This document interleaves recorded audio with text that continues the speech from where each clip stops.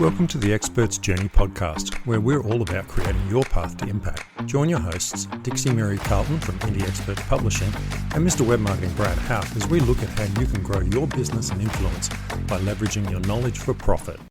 Welcome to the Expert's Journey podcast. Ever walked off stage thinking you nailed it, only to realize that no one can actually repeat what you said? In this episode, we're looking at what it really takes to make a talk memorable. With most people only remembering 3 to 5 key points, structure matters more than ever. We'll share how to shape your content so it sticks, using simple storytelling, contrast, and vocal variation. Ooh, I like that term. Because at the end of the day, it's not what you say, it's what they remember. Good morning, Dixie. Good morning, Brad. It sounds like a fascinating conversation we're about to have. Yeah, sounds like a lot of fun. I suppose we always go on stage and then we come off stage and there's that question. You can't always tell from the audience, as we've discussed in the past, where you look at the audience, you're not getting any real feedback and you're kind of like, oh, did anyone catch anything? There's obviously things that we can do in structuring our talk and things that we can say to help make things memorable. So what are some things that you think from your perspective that are important in a talk to make it memorable? I like to follow a simple process of ensuring that I've got 3 main points so that I can talk to those points.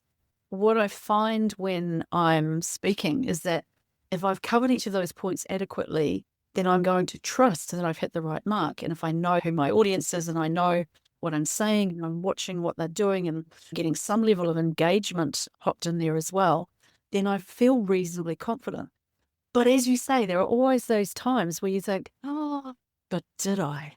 And has it really landed? And I think there's 3 interesting ways of saying, okay, these are my checkpoints. Did I get any people responding or asking questions when I offered question and answer time?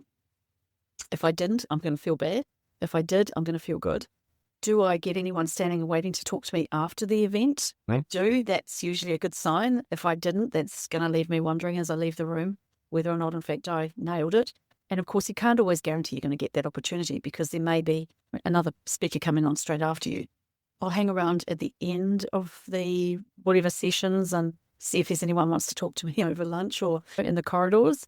That's always a good sign. And again, if it's just quiet, then you think, oh, maybe I was at the wrong event. But the third most critical one is, do I get anyone signing up or, rating their perspective on the event from the system that I use for that? So, for example, at the end of an event, I will usually throw it open to, if you want to grab this QR code, you can download free this particular whatever.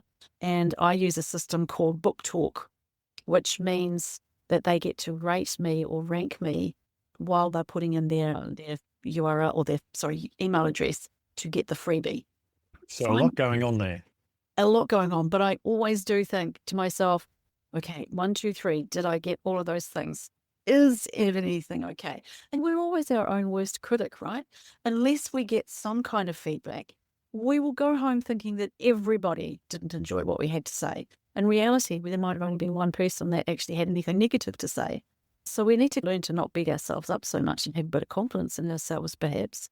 Yeah, I think that's true. Coming back to probably one of the first points you make, the 3 to 5 points or the main 3 points in your case that you cover, I try to have one main point. In other words, that's what I want them to take away. And then I have the 3 sub points. So I think of it that way. So it's like you come to the speech and if I'm talking about AI, for example, the understanding is when you leave here, you'll know that there's AI that you should be using to help you speed up what you do in your marketing or something like that. And then I might break it down into 3 points. I used to do the 10 ways that you can do this, but 10 ways it doesn't sound like a lot. It sounds like you're getting a lot when you come to the room, but from a speaker's perspective, it's too much content, I've found. But I think it just depends on what you're delivering. So if I have 10 sites that you can use, that's not so bad. But if it's 10 ways to be a better leader, that's entirely different. That's way too much information. I think it really does depend on the topic and what the content is that you're delivering as well as to how many points you can have. But I think, as I said, I like to run from one main point. So when they leave the room, they're like, oh, okay. So there's multiple ways of doing this. Or if I apply that I've got multiple ways of implementing it or whatever it is. So I can't take that. And I think that's a really good thing. You go in thinking, if everybody just takes one thing away, that's cool. I've managed to achieve what I was here to do. Just one key point. I think we have to maybe spend quite a bit of time thinking about what those main things are that we want people to take away. And I like your the simplicity of what you're describing. If you can take away one thing, that's great, job done. 10 things, as you say, too many things. And again, this comes back to how you structure the whole keynote anyway, or keynote or workshop or training event. How you structure it means that you have to think really critically about what are the main 1, 2, or 3 things. You can't expect people to take screeds of notes and remember everything you said. Someone once said to me, when it comes to keynotes, people will remember your introduction and your summary, but they won't remember most of what else is in there. But one of the things that I know you do well is that you will say to people when you're presenting, if you take away only one thing, this is it. And actually leading people through that process of, this is the main thing I want you to leave with today. So I started doing that very successfully too, because I thought that was a really good way to do it. So I learned that from you, and I think that was a good lesson. Always lead them to the critical point and make sure that they know that this is what you're leading them to. Yeah, I also think that the other side to it that I've had a lot of trouble with over the years, of course, is storytelling. And often people will remember the stories you tell more than all the points you make. So the other side is too, if you can bring a story in, and often we'll start with a story traditionally. You say something and then you're like, the other day I was walking down the street, and off you go, and you do your story or whatever it is. But storytelling, it can be really hard. And because I started out talking about search engine optimization, it's a pretty technical topic in a way, and telling a story wasn't good. So I had to learn to try and bring some story into it. Now I've got better at storytelling.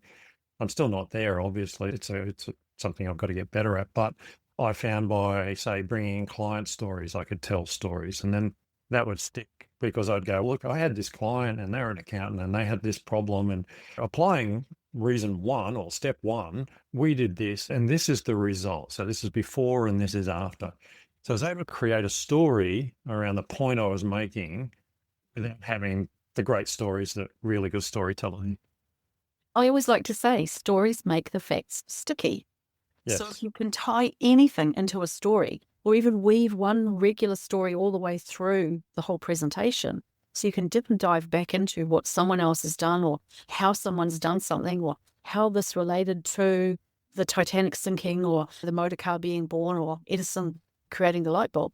Even those big stories, if you can find some way to tie your thing into either a story about something that's specifically close to you, or a big one that everybody gets, but you tie the pieces back to the story, then again, those facts will become stickier because of the stories. Yeah, so I think like when I was taught to write a speech, it was one main point, 3 subpoints that support that and illustrate the point. You start off with an introduction, and it's not like the usual, hi, how you doing? It's great to be in Cleveland.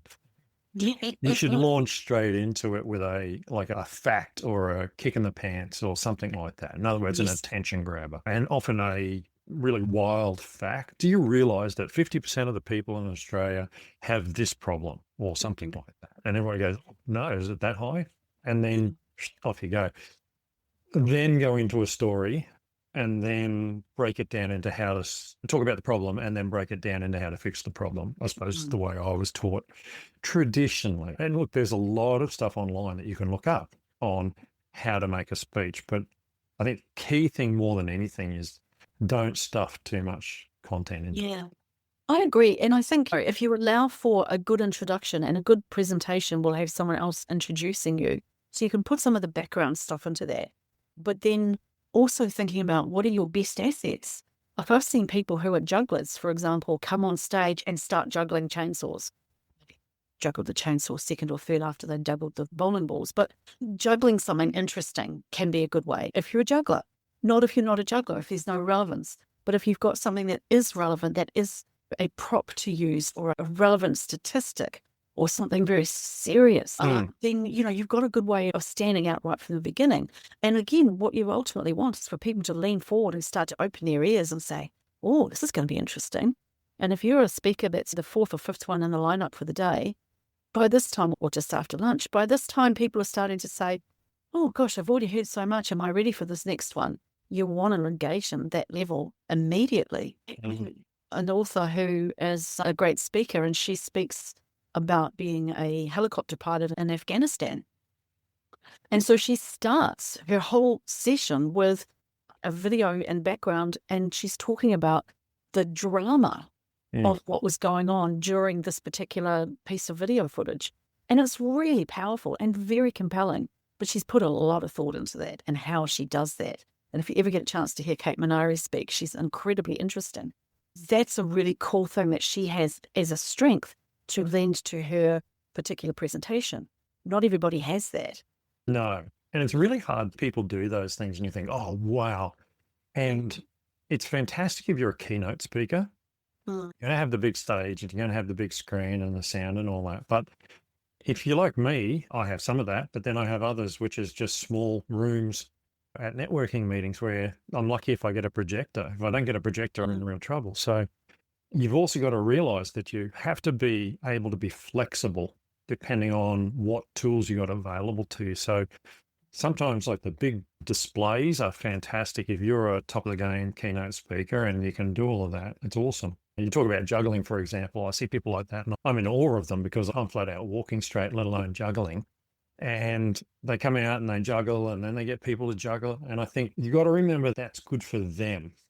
You know, we learn from each other and all that. But realistically, if you went out and learned to juggle and then thought, oh, that will fit in with my speech, and you brought juggling in, is that authentic to you? Depends on how you look at it. We're talking about stagecraft here. And stage and craft are two words that go together. We're talking about acting. So people putting on a facade, they go out onto the stage and they embrace that role and they become bigger than life. And then they come off stage and they become normal again. So it's a bit like being an actor. So yes, if you want to go that way, you could do it if you wanted to. On the other hand, is that you? Can you keep it up? Is it really what you want to do? I think sometimes I look at it when I talk about leadership and firefighting, I use images from fires and I've got some pretty wild video. But on the other hand, I can give people who have survived wildfires PTSD with that video. So I've got to be careful how I use it. So I tend to use still shots, not video. And I could talk it up and I could build it up like that. But my question is it authentic to who I am? So it's very much a battle that goes on inside yourself. And does it really fit with my audience? Maybe it will if I work with bigger audiences all the time, or maybe it won't. So how do you know when you've finished presenting whether it's been a success for you? How do you rank a successful outcome for you as a speaker? I think it's often the conversations afterwards, the people who come up and see you later and ask questions and things like that. But I really think that you've got to try and build some stuff into it to try and see the success. For example, putting a QR code. You bring up a picture and you're talking about a topic, you put a QR code up there. You can watch the audience. You can actually get physical feedback because they'll get their phones out and they'll do it. You'll also see people taking photos of slides. That's always a really good indicator these days. People taking photos, and I'm pretty sure they never look at them again, but who knows? I'll often take those slides. I actually feed those slides into ChatGPT and it'll type them out for me as bullet points. So I can then keep a text file of that information and come back to it later. You can do that. But I think if you can build a few things into your speech that get people to take an active part or show that they're interested, not so much take an active part as in talk to your friend about this or whatever, but actually see them, as I said, scan it with their phone. That can be an indicator to you that you're maybe getting some cut through, that they want more information about that, or that you found a point. Like, for example, just say you have 5 points in your speech and you're going through number 1, number 2, number 3, and everybody's not doing much. And then number 4, everybody takes their phones out and takes a photo of that. Probably worth noting that is actually a really pertinent point. Maybe that should be number 1, not number 4. And maybe you should dig down into that rather than the other ones. Maybe that's actually what the speech should be about. So there's something to be learned there, I think, also. Yeah. How much assessment do you do after the fact? Do you create a new presentation every time you present, or do you basically roll out a lot of similar content but tailored to someone, and therefore how much time do you spend reevaluating or assessing what you've done? I think it depends. With the leadership stuff that I was doing, I have used the same speech a few times, and that was really good because I'd never done that before. I've always done different topics based on what the conference was about, because I'll often speak at conferences and then they say, oh, this is the topic. So you write something that's basically around the same topic. So I'll often create unique speeches every single time because of the fact that I work in conferences where they have themes or it's for an organization, rather than being, say, a keynote speaker where I'm brought in to deliver a specific message. Yes. And I think that's the difference, is understanding whether you're a keynote speaker or a conference speaker. And people might say the same thing, but they're not. They're entirely different in my mind. I'm there to provide training and help and things like that. Whereas a keynote speaker, like when I talk about react or respond, when it comes to leadership, well, that's to deliver a specific message like that. Yeah. Yeah. Okay, great. Wow. It's an interesting summation of how we assess whether or not we are successful at what we do and reflect on whether or not it works and the efforts that we put in to get to that point. It's always interesting to also get the reviews that come from the week or so after from the conference organisers or the event organisers, and their feedback is always worth paying close attention to as well. Do you often do follow-up events, like a webinar to follow up something if you've delivered it that sort of brings the audience back to you? I've offered it. Sometimes I do them, sometimes I don't. It just depends on the conference or whatever I'm doing, realistically. It's not a big part of my business, but I do enjoy doing those follow-up ones, and I'm quite happy to do them because I enjoy speaking at any time and helping people. So I guess that brings us to the end of this podcast episode. Thanks for tuning in to the Expert's Journey podcast. If you picked up some useful tips today, take a moment to subscribe and share this episode with a fellow speaker or expert in your network. It really helps us reach more people. And don't forget to check out our books on Amazon, Dixie's Start with a Draft, How to Easily Plan and Write a Non-Fiction Book, and my micro course Profits, Build Seven-Figure Income with Bite-Sized Courses. Both are packed with practical tools to help you grow your business faster. We'll catch you next time. Thanks, Brad. That was great.